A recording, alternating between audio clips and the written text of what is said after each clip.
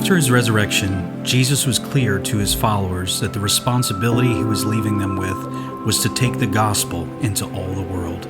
The early church literally risked their lives, and many gave their lives to accomplish this great commission. Today, the mission of the church is the same. We're called to share the gospel and to send the gospel to every nation. Even with all of our resources here in our time, there are still millions of people who have not heard the gospel.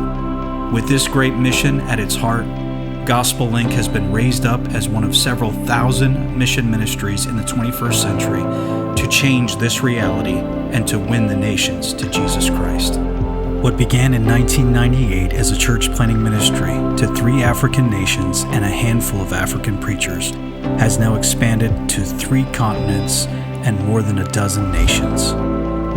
By God's grace, we have established partnerships with over 1,000 preachers around the world, and since 1998, God has powerfully used our efforts to preach His Word, with over 7 million responding to the gospel.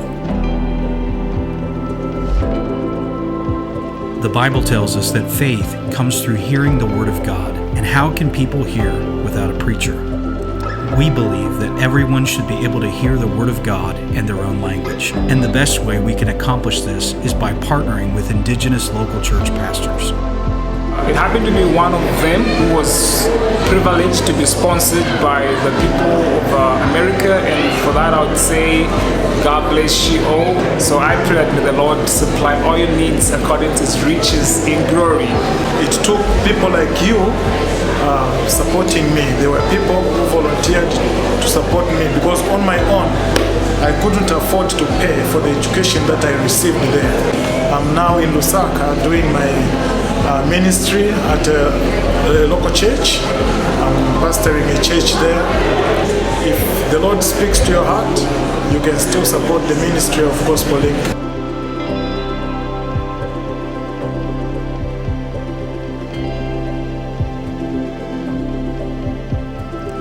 For more information on how you can get involved in supporting the ministry of Gospelink, please go to gospelink.org.